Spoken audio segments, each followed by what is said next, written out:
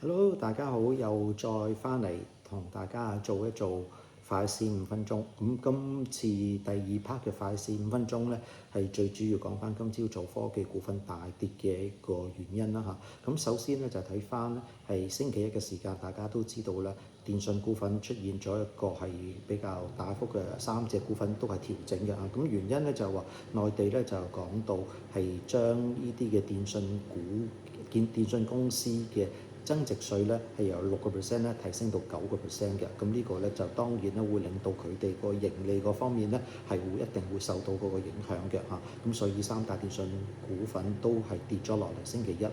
咁當然亦都係跟隨住大市下跌啦。咁星期二嘅時間咧原本都跟隨住外圍咧有個幾好嘅開始嘅指數嗰方面嚇，曾經指數咧係升超過300點嘅。重上翻27,000點嘅水平嚇，咁但係咧去到10點半至到11點鐘嘅時間咧，睇住個股市咧，又慢慢咧就係300幾點降到100幾點，跟住100幾點咧突然間咧插水急跌啊，急跌咧曾經亦都令到指數咧係跌幅咧有成超過300點咁多嘅啊，咁點解會咁咧？亦都係睇住咧科技股份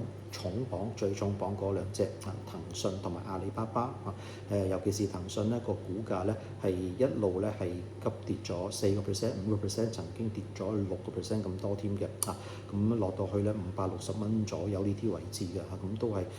創咗跌破咗近期嘅一個係明顯嘅支持位置580蚊嘅啊，咁點解出現咗咁嘅下跌咧？就係市場咧比較擔心咧，既然咧係電信公司嘅增值稅咧有所提升啊，咁市場有一個傳聞啊，咁話咧係啲科技公司嘅啲遊戲相關嘅業務個增值稅咧，亦都有個機會咧係提升嘅嚇，咁提升嘅幅度咧可能咧都單位數字甚至乎雙位數字嘅提升嘅嚇，咁呢個咧係震盪到咧所有嘅科技股份，尤其是咧同遊戲有關係嘅股份，包括咗例如騰訊啦、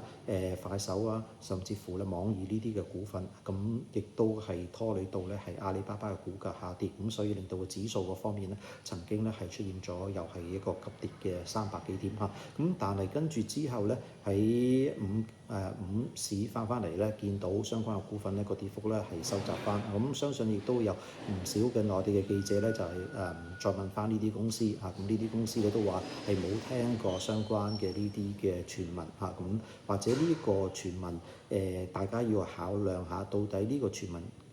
點解會咁樣出現嚇？會唔會係有心人做出嚟嘅咧嚇？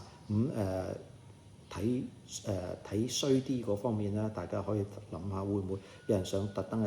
做空啊？乘住咧就係即係市場電信行業咧就有呢啲嘅增值稅嘅增加，咁順便作多啲啦嚇，咁就不如作埋呢啲呢啲科技股份嘅遊戲啊，咁都係有個機會增加嗰個增值稅啦嚇，咁從而咧就係將個指數咧係掟落去嚇，咁從中獲利啦。咁呢個當然咧係陰謀論咁講啦嚇。咁另外一個睇法咧，咁或者會唔會亦都係國家或者係相關嘅部門嚇攞呢啲嘅所謂嘅市場嘅傳言作為一個水溫咧測水溫咧咁國家嗰方面咧支出係相當之多啦，咁收入嗰方面如果係你係話進一步有所提升嘅話咧，會唔會真係利用咗呢啲嘅增值稅增加而增加國家嘅稅收嗰方面以應付支出咧？呢個係唔係話完全冇可能嘅，咁所以咧就係推出一啲消息咁試下嗰個市場嘅反應咁都會有個機會係嘅喎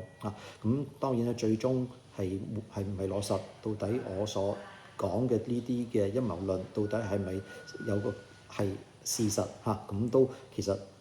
得個估字啫，暫時但大家都唔知道因為隨時咧就因為經過咗今日嘅股市咁負面嘅影響